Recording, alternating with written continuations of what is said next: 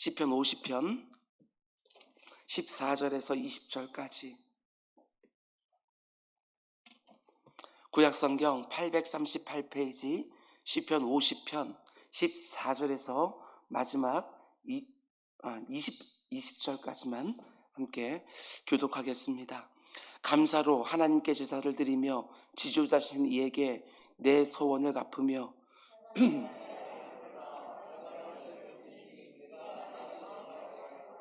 악인에게는 하나님이 이르시되 네가 어찌하여 내 율례를 전하며 내 언약을 내 입에 두느냐.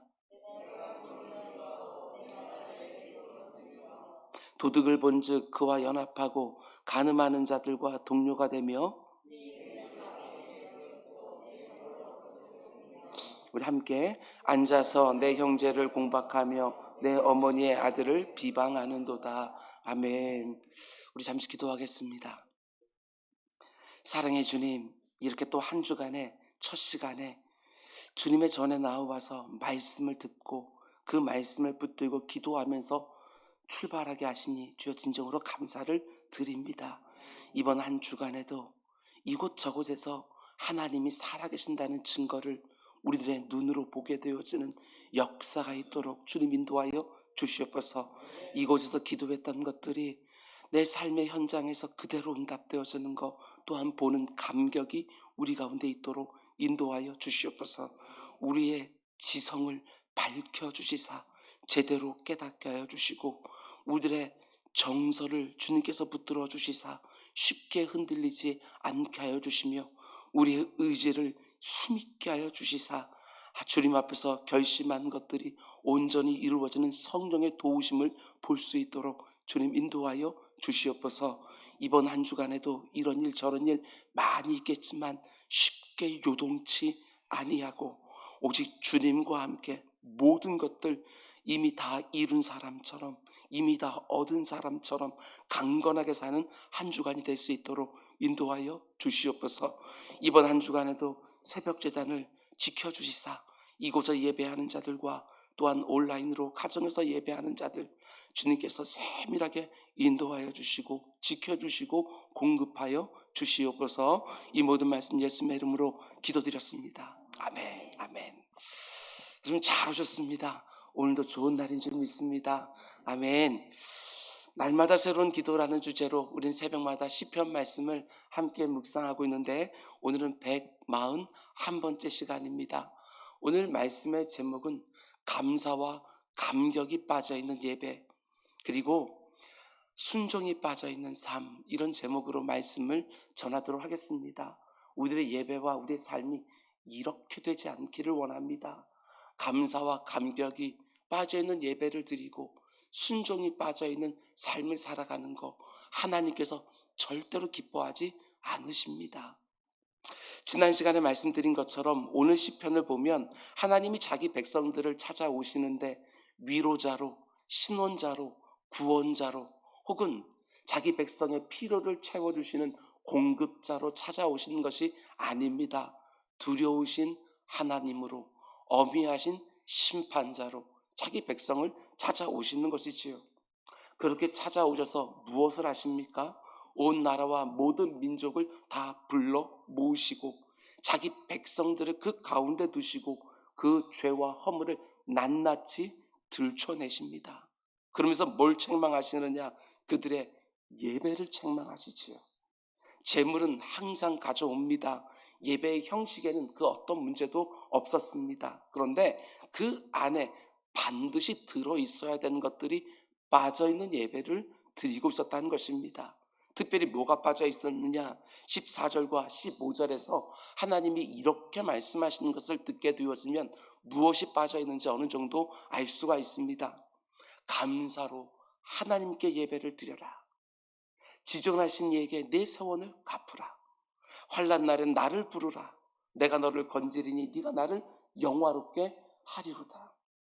지금 이스라엘 백성들이 드린 예배 안에 결정적인 두 가지가 빠져 있는데 첫 번째는 14절 감사로 하나님께 예배를 드려라. 그들의 예배 가운데 진실한 감사가 빠져 있었다. 우리가 드리는 모든 예배는 사실 감사 예배가 되어야 합니다. 하나님은 우리들에게 언제나 선을 행하시기에 예배 자리에 나오게 되었으면 하나님께서 이 못된 죄인에게 너무나도 후하게 대접하셨구나, 이것이 깨달아지기에 모든 예배는 감사 예배가 되어야 합니다. 지난 시간에 말씀을 드린 것처럼 그들은 하나님이 주신 율법대로 하나님의 뜻대로 살아야 되는 언약 백성들입니다. 언약은 한쪽에서 깨뜨리면 파기가 되는데 하나님은 자신의 언약에 신실하신 분이라 절대로 깨뜨리지 않지만 이스라엘 백성들은 그렇지 않습니다. 그래서 하나님이 언약을 맺어주시면서 동시에 무엇을 주십니까? 그게 바로 제사, 제도였습니다. 이게 너무나 은혜가 되는 것이지요. 하나님이 주신 율법을 깨뜨리고 죄를 지었을 때 하나님과 관계가 다 깨어지느냐? 하나님이 그냥 내치시느냐? 그렇지 않습니다. 하나님과 맺은 언약 관계가 깨어지지 않게 하는 방법으로 제사, 제도를 함께 주신 것이지요. 이스라엘 백성들이 자기가 지은 죄를 제물 위에다가 전가를 하고 그 제물을 번제로 드릴 때 하나님께서 그 연기를 흠양하심으로 그 죄를 사해 주시는 것이지요. 이스라엘 백성들은 자신이 드린 제물이 태워지면서 그 연기가 하늘로 쭉 올라갈 때 너무나 기뻐하고 감사하고 감격했던 것이지요. 아, 하나님이 우리의 죄를 사해 주셨구나. 우리 같은 죄인들을 다시 받아주셨구나. 그것이 연기가 쫙 하고 올라가는 것을 보면서 그들이 경험했다는 것입니다. 어떤 재물을 끌고 왔느냐 중요한 게 아닙니다. 모든 사람의 형편에 따라 어떤 사람은 송아지를, 어떤 사람은 염소를, 어떤 사람은 양을, 어떤 사람은 새를 가지고 와서 예물을 드리는 것이지요. 그 제물을 끌고 와서 제단에 올려놓고 태워드리는 예배자의 마음, 하나님을 그걸 중요하게 보신 것입니다. 내가 죄를 지었기 때문에 죄의 싹슨 사망, 내가 죽어야 되는데 내가 가져온 제물을 내 대신 받으시고 내 죄를 사해 주시고 정말 신실하게 언약 관계를 지켜주시는 그 하나님에 대한 진실한 감사와 감격, 이게 빠져 있었던 것입니다. 우리가 드리는 예배도 마찬가지입니다. 여러분과 제가 드리는 예배 안에 하나님을 향한 진실한 감사와 감격이 빠져 있으면 아무리 시간을 엄수해서 드리고 아무리 형식에 맞춰서 정확하게 예배를 드렸다 할지라도 그건 하나님이 받으실 만한 예배가 아니지요. 우리가 입으로 내 삶에 당연한 것 하나도 없다고 모든 게 다 하나님의 은혜라고 고백할 때 그 고백이 정말 진실하다면 당연합니다. 우리의 마음 깊은 곳에는 늘 감사와 감격이 있어야 되는 것이지요. 모든 것이 당연한 것 아니고 내가 열심히 살아서 내가 수고해서 이 모든 것을 얻은 것이 아니라 하나님의 은혜로 얻었다고 말하면 하나님 앞에 나올 때 어떻게 감사와 감격이 빠져 있을 수 있겠는가? 죄인 괴수에게 임한 하나님의 넘치는 은혜를 생각하면 생각할수록 진실한 감사와 감격은 쏟아질 수밖에 없습니다. 내 삶에 아무리 힘겨운 고난과 수고와 시련이 그것도 연이어 일어난다 할지라도 모든 것들이 합력하여 선을 이루신다고 하는 내 고백이 정말 진실하다면 하나님 앞에 나아갈 때에 아직 이루어진 것은 없지만 감사와 감격이 빠질 수가 없는 것이지요. 예배에 나올 때마다 여러분 묵상하십시오. 하나님이 이렇게 엉터리 같은 나를 얼마나 선대하고 계시는지, 얼마나 많이 참아주고 기다리고 계시는지, 이렇게 흠 많은 나를 얼마나 은혜로 대해주시는지, 여러분과 저의 예배 가운데 속에 감격과 감사가 늘 넘쳐나기를 주님의 이름으로 축원을 드립니다. 그럼 또 한 가지, 이들이 지금 예배에 빠져있는 게 있습니다. 15절 말씀을 보면 환난 날에 나를 부르라, 내가 너를 건져주리라, 네가 나를 영화롭게 하리라. 예배 안에 참 많은 요소들이 있지만 하나님의 이름을 부르는 기도가 얼마나 중요한지 모릅니다. 예배 가운데 드리는 기도가 왜 그렇게 중요하지요? 예배는 이런 의미를 담고 있기 때문에 그렇습니다. 내가 얼마나 연약한지 그걸 하나님 앞에 나와 시인하는 거예요. 교만한 사람은 하나님께 기도하지 않습니다. 내가 얼마나 연약한지, 내가 얼마나 어리석은지, 하는 일마다 얼마나 엉터리 같은지 이것을 아는 사람들이 하나님, 제게 지혜를 주십시오. 제게 능력을 주십시오. 제가 잘못 판단하지 못하도록 하나님께서 늘 지켜주십시오. 기도하는 것 아니겠습니까? 내가 얼마나 연약하고 모자라고 어리석은지 그걸 고백하는 행위가 바로 기도 아닙니까? 뿐만 아니라 내가 이 땅을 살아가면서 필요한 모든 것들을 공급해 주시는 분이 바로 하나님이라고 하는 믿음의 고백이지요. 내게 필요한 모든 것을 공급해 주시는 분이 하나님이라는 믿음의 고백으로 우리는 기도를 드리는 거예요. 기도를 통해서 나는 할 수 없지만 하나님은 하실 수 있습니다. 이 고백을 우리는 늘 드리는 것입니다. 특별히 15절 말씀 보면 환난 날에 나를 부르라 내가 너를 건지리라 하나님 말씀하시는데, 내가 환난 가운데 있을 때만 하나님을 부르라는 것이 아닙니다.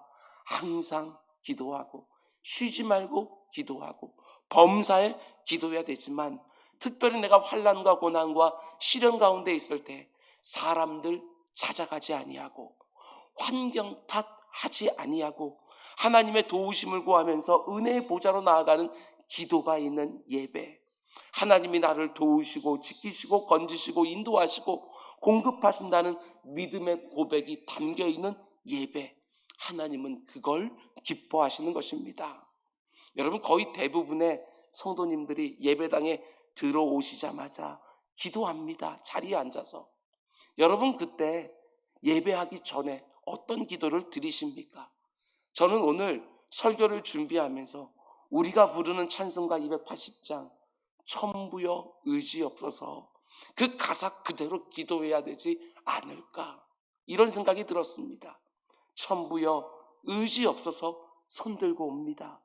주 나를 박대하시면 나 어디 가리까? 내 죄를 씻기 위하여 피 흘려 주시니 곧 회개하는 마음으로 주 앞에 옵니다.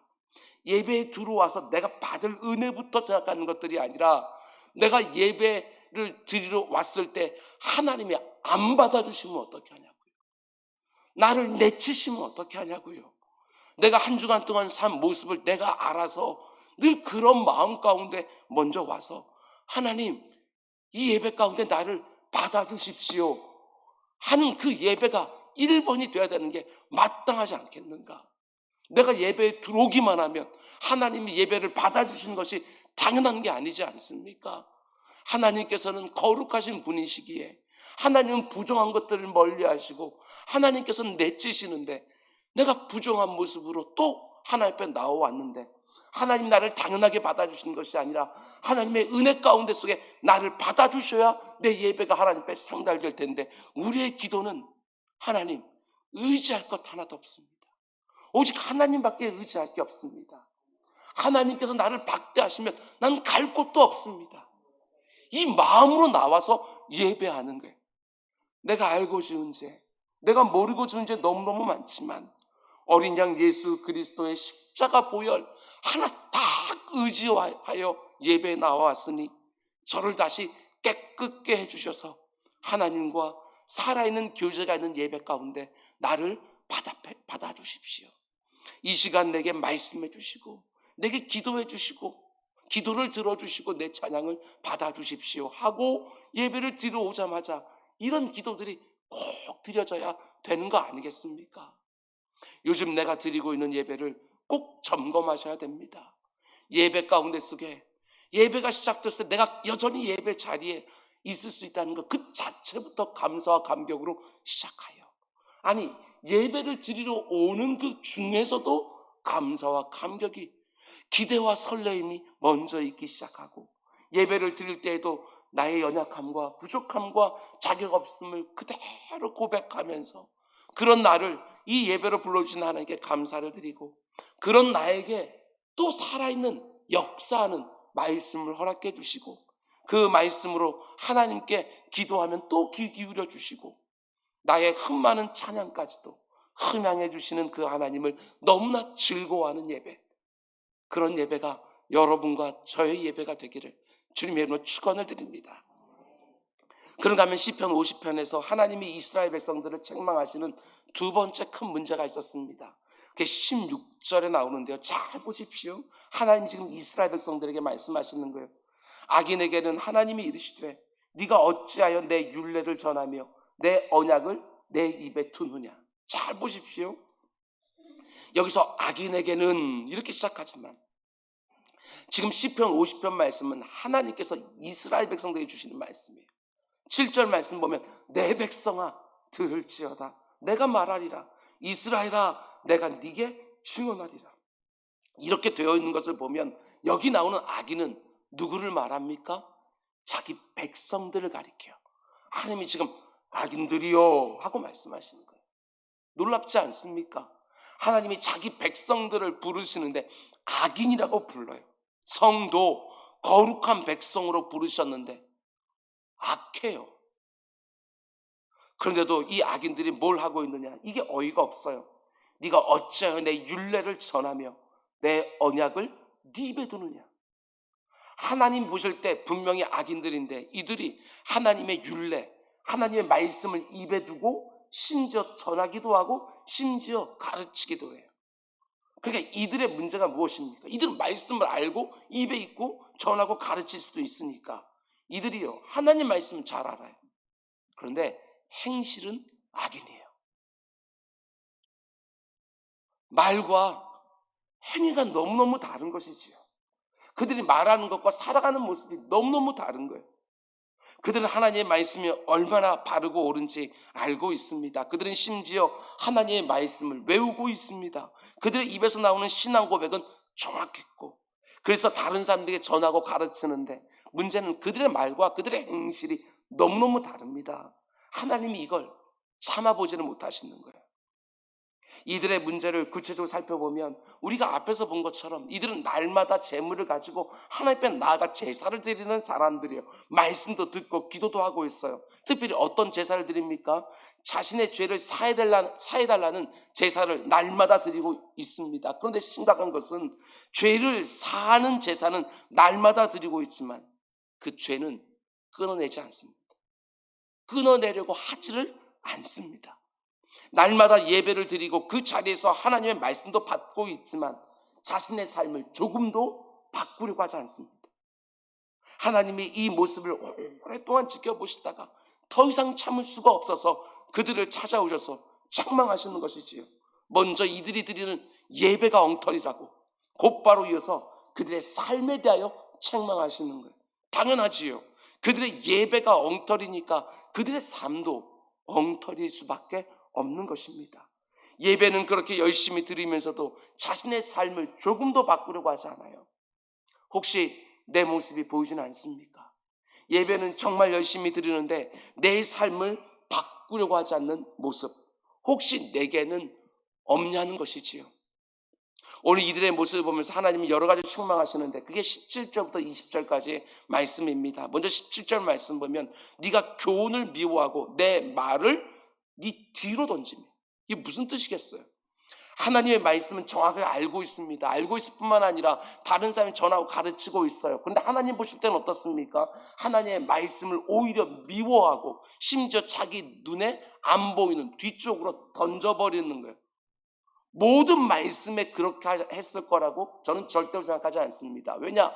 우리도 모든 말씀을 다 이렇게 하는 것이 아니라 걸러서 우리도 이렇게 하니까 내 마음에 드는 말씀엔 줄을 치고 암송하고 다른 사람들과 은혜 받았다고 나누기도 하지만 그 말씀이 내 안에 있는 죄와 허물을 건드리기만 하면 슬쩍슬쩍 지나가 버려요.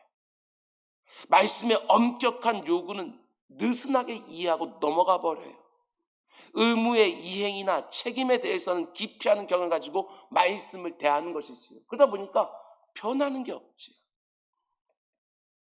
어떤 모습이 그러니까 드러납니까? 18절 도둑을 본즉 그와 연합하고 간음하는 자들과 동료가 되며. 내가 직접 도둑질은 안 합니다. 내가 직접 간음은 하지 않아요. 그런데 같이 도둑질은 안 해도 그 이익은 나눠 갖고 싶은 거예요. 간음한 자들이 마치 자랑스럽게 말하는 것을 은근히 나도 즐기는 것이지요. 한마디로 말씀에 엄격하지 않습니다. 느슨하게 하나님의 말씀을 대하는 것이지요. 19절을 보면 네 입을 악에게 내어주고 네 혀로 거짓을 꾸미며, 제가 누누이 말씀드린 것처럼 성도의 변화는 가장 먼저 입에, 말에 드러나게 되어 있는데, 악한 말을 거침없이 쏟아놓고 거짓을 말하면서도 두려워하지 않습니다. 20절, 앉아서 내 형제를 공박하며 내 어머니의 아들을 비방하는도다. 여기서 앉아서라는 말을 두 가지로 해석할 수 있어요. 왜 굳이 앉아서 이 말을 넣어 놓았을까? 하나는 그냥 서서 지나가다가 수근수근거리는 것이 아니라 아예 자리를 잡고 다른 사람들을 비방하고 공박하고 험담하는 것, 이것들을 아주 업으로 한다는 거예요. 서서 잠깐 나도 모르는 가운데 속에 다른 사람들 비방하고 모함하는 일에 그냥 나도 모르는 사이에 끼어드는 것이 아니라 아예 자리를 잡고 앉아서 다른 사람들께 비방하고 공박한다. 또 하나는 자신은 아무것도 안 하고 자리에 그냥 앉아 있는 거예요. 그러면서도 열심히 일하는 사람들을 뒤에서 공박하고 비방하지요. 근데 누구를? 형제를, 그리스도의 다른 지체를. 이게 바로 지금 이스라엘 백성들의 모습인 거예요. 그러니 하나님은 어떻게 보고만 계시겠습니까? 그래서 두려운 하나님, 어미하신 심판자로 찾아오셔서 어미 책망하시는 것입니다. 아니, 너희들은 어떻게 된 게 말하는 거하고 사는 게 이렇게 다를 수가 있느냐, 악인들아. 안타까운 하시는 것을 말씀하시는 거예요. 날마다 예배를 드리고 예배를 드릴 때마다 근사한 예물을 가지고 나오지만 하나님이 도저히 받을 수 없는 마음 상태인 것이지요. 감격도 없고 감사도 없고, 하나님의 말씀도 매일 듣고 있고 줄줄줄 외우고 심지어 전하고 가르치기도 하지만 그 말씀을 가지고 내 실상을 제대로 비춰보질 않는 거예요. 예배를 드리면서 하나님께 죄사함의 은총을 받았다면 거기에 합당한 삶의 열매가 따라와야 될 텐데 자신의 삶에는 절대로 손대지 못하게 하는 거예요. 말씀을 듣는데 내 삶 가운데 속에 하나님이 싫어하는 것이 분명히 밝혀지는데 내가 좋아하니까 거기에는 손대지 못하게 하는 거예요. 내 내면은 조금 더 바꾸려고 하지 않는 것이지요. 이렇게 살아가고 있는 자기 백성들을 하나님이 만민 앞으로 소환하여 그 죄와 허물을 아주 적나라하게 다 들춰내고 있는 것입니다. 진실한 예배도 없고 조금도 삶을 바꾸려고 하지 않는 이 악인들아, 그들을 자신의 백성으로 삼으신 하나님의 마음이 지금 얼마나 참담하시겠나. 여러분, 하나님이 우리에게 말씀을 주시고 기대하시는 것은 딱 한 가지입니다. 그게 바로 순종이지요. 순종하라고. 그 말씀에 너를 비추어서 순종하라고 그 말씀 주시는 거 아니겠습니까? 하라고 말씀하시면 하고, 하지 말라 하시면 안 하고, 바꾸라고 말씀하시면 바꾸고, 버리고 끊어내라면 버리고 끊어내고, 순종입니다. 순종. 하나님의 말씀에 순종하셔서 삶을 바꾸기를 원하시는 것이지요. 하나님이 사무엘 선지자를 통하여 사울 왕에게 그리고 우리들에게 말씀을 주셨습니다. 여호와께서 번제와 다른 제사를 그의 목소리를 청종하는 것을 좋아하신 같이 좋아하시겠나이까. 순종이 제사보다 낫고 듣는 것이 수량의 기름보다 나으니, 하나님의 말씀을 청종, 듣고 따르는 것이 수량의 기름보다 더 낫다고 말씀하시는 거예요. 지금 이 전체 맥락하고 이어지지 않습니까? 그들이 날마다 나와서 수량의 기름을 드리고 있는데 그 가운데 순종이 없잖아요. 내가 하나님의 말씀을 듣고 그 말씀에 순종하는 것이 내가 드리는 제물보다 훨씬 나은 거라고. 내가 하나님의 말씀을 듣고 아주 작은 것이라도 안 하던 것을 하고 하던 것을 안 하기를 원하시는 것입니다. 아주 작은 부분이라도 그 말씀이 요구하는 대로 내가 변하고 내가 바뀌는 것, 하나님 그걸 원하시는 것이지요. 그게 바로 하나님이 받으실 만한 기뻐하시는 예배라는 것이지요. 이번 한 주간을 살면서도 우리는 또 살던 대로 일상 가운데 쓱 들어가겠지만 우리 아주 작은 부분이라도 하나님께서 내 사랑하는 아무개 요거라고 하면 우리 싸웁시다. 그거 붙들고 싸웁시다. 그리고 아주 작은 부분이라도 그 부분 고치고 다음번에 예배로 나오면 하나님이 얼마나 기뻐하실까. 아무개야 수고했다. 그거 띄어내느라고 정말 힘들었지. 아주 작은 부분이지만 우리 다음 주에 또 띄어내자. 하나님께서 그러면서 우리들에게 은혜를 주시고 말씀을 주시고 확신을 주기 위하여 응답을 주시고 격려해 주시는 거 아니겠습니까? 예배 가운데 선포되는 말씀을 마치 하나님이 나 한 사람 딱 세워놓고 주시는 말씀인 것처럼 새벽마다 받아내고 그 말씀에 비추어서 내 삶을 돌아보며 아주 작은 부분이라도 바꾸고 끊어내고 하고 안 하면 오늘 여러분과 제가 드린 예배가 삶으로 제대로 드려지는 것이고 이곳에 드린 예배가 삶의 예배로 연결되는 거 아니겠습니까?